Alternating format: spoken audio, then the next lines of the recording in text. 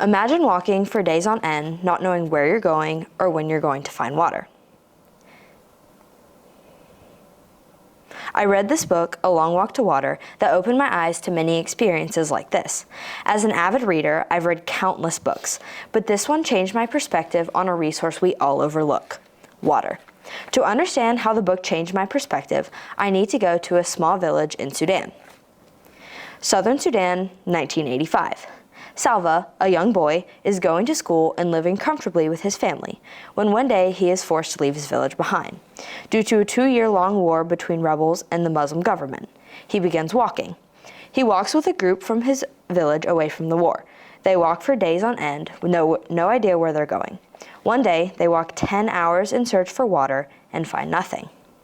After walking across the desert for days, Salva reaches a refugee camp in safety for the first time in weeks.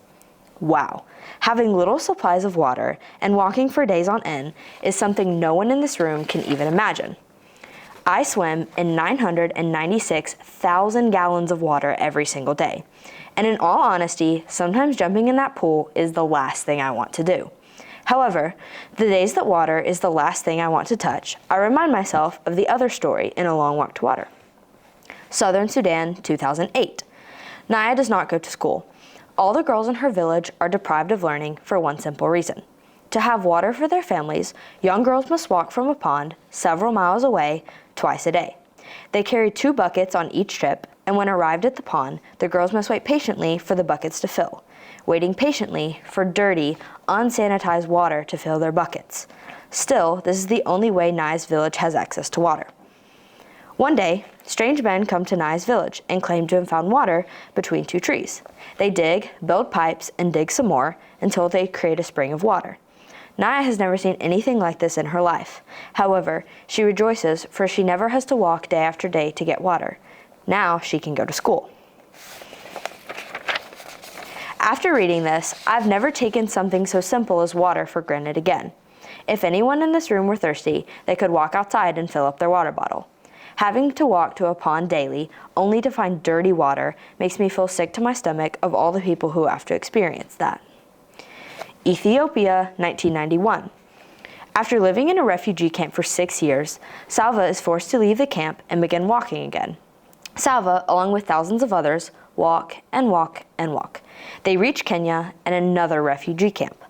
Through this camp, Salva fights for a spot on a plane to America. And now in his 20s, Salva has a new life in America. He begins to go to school and lives with a new family. There is something bothering Salva, though. It happens to be the same thing that bothered me when I was reading A Long Walk to Water. Salva knows that many villages in Sudan are still living without fresh water, and he intends to fix this. Salva starts a nonprofit called Water for South Sudan to help villages in Sudan have access to fresh water. Southern Sudan, 2008. Naya's curiosity of the men who brought her clean water grows. One day, she goes up and introduces herself to the leader of the men. She thanks him for bringing the village water, and he asks her name. Naya learns that the man who had brought her water, his name was Salva. Water, something so simple yet so impactful. Water drove Salva to America, where he would change the world, and new access to water gave Naya opportunities to learn. I believe, after reading A Long Walk to Water, that water has an impact on all of our lives. It might not be as big as a plane ticket away from war or access to education, but it does have impact, whether that impact be large or small.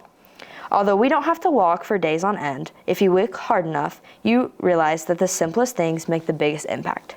So next time that you dive into a pool or fill up your water, take a minute to remember how sacred water is actually to the world. Thank you. Good job.